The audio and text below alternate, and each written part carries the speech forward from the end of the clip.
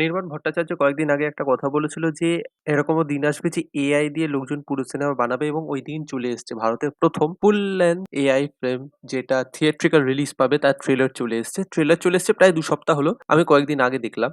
তো কিরকম লাগলো? দেখুন, স্টোরির ব্যাপারে যা বোঝা যাচ্ছে, নায়েশা এবং জায়ান একে অপরের সাথে দেখা হচ্ছে। দিজ আর ইয়াং অ্যাডাল্টস এবং দে স্টার্ট আ রিলেশনশিপ, এবং নায়েশা ওর সাথে একটা ফুল ফ্লেজ এথিক্যাল রিলেশনশিপ চায় এবং ও বলে I can't settle down, I want to experience adventures. মানে বানি টাইপ, ইয়ে জবানি হ্যায় দিওয়ানির রণবীর কাপুরের ক্যারেক্টারের মতন অন্যান্য মেয়েদের সাথে ফিজিক্যাল রিলেশনশিপ ও রাখছে। নায়েশা গেটস হার্ট ব্রোকেন এবং he decides she will study about film and film making, এবং ও বিদেশে চলে যাচ্ছে এবং then she becomes a huge star. এবং জায়ন অন্যদিকে ছোটখাটো কনসার্ট করছে। Maybe he finds a fame, but internally he is alone. তো তারপর ওরা এক হয় কি হয় না, সেই নিয়ে হচ্ছে পুরো গল্পটা। দেখুন, প্রথমে তো বলতে হবে কনসেপ্টটা খুব ইন্টারেস্টিং।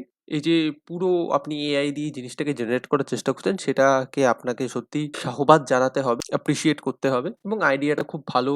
মিউজিশিয়ান নিয়েছে আন্ধাধুন এবং স্ট্রিট টুথ থেকে মিউজিশিয়ানদের ওরা কোলাব করিয়েছে, তো এইগুলো ভালো। কিন্তু আমার খুব একটা এই ট্রেলারটা ভালো লাগেনি। প্রথম কথা, they did not use any modelled বা প্রিমিয়াম এআই। ফ্রি এআই দিয়ে যেগুলো হয়, যেরকম ট্রানজিশন হ্যানা ত্যানা হয়, সেগুলোই ইউজ করেছে। That's the first point. Second point, দেখে একদম ইন্ডিয়ান লাগছে না, দেখে মনে হচ্ছে কোনো কোরিয়ান বা ইউকের লোকজন। তো একদমই আপনার ক্যারেক্টারগুলোকে তো দেখে ইন্ডিয়ান মনেও হচ্ছে না, এবং যে ব্যাকগ্রাউন্ড বা যে সারাউন্ডিং এর ভিতরে ওরা রয়েছে স্টার্টিং অফ দ্য মুভি, সেটাকে দেখেও ইন্ডিয়ান মনে হচ্ছে না। তো ইন্ডিয়ার সাথে কোনো কানেক্টই নেই। আপনার রুটের ভাব বা রিলেটেবিলিটি ফ্যাক্টর সেইগুলোও অ্যাবসেন্ট। থার্ড যে জিনিসটা আমার একদম ভাল লাগেনি, সেটা হচ্ছে, দেখুন, এক্সপ্রেশন ফেক্সপ্রেশন হ্যান ত্যান আমি মেনে নিলাম, আমি অ্যানিমেটেড মুভি দেখতে যাচ্ছি, সেটা দেখে বাদ দিয়ে দিলাম। কথাটা হচ্ছে, আপনি যখন সিনেমায় দেখাবেন, থিয়েট্রিক্যাল রিলিজ দেবেন, যতই লিমিটেড রিলিজ দিক, ওখানে 4K এরও উপরে ওরা প্রজেক্ট করে। যে প্রজেক্টরটা ইউজ করে, that uses higher technology than 4K। আর আপনি এখান দিয়ে তো 4K আউটপুট পাবেন না। সেটাকে আপনি আপস্কেল করবেন। আপস্কেল করলেও আপনার কিন্তু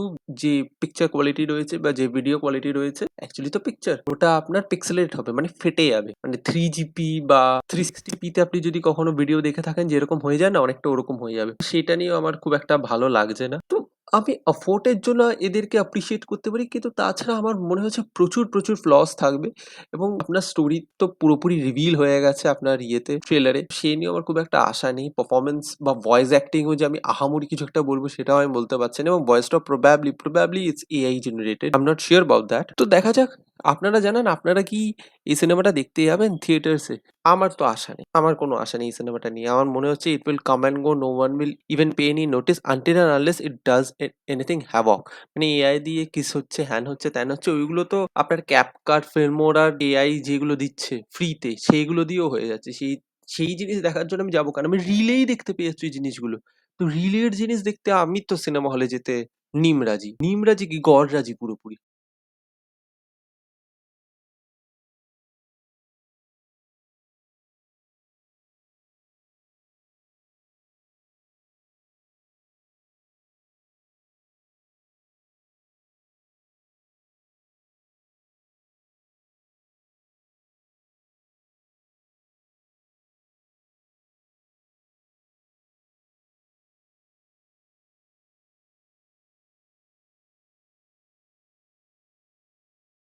And he moves on.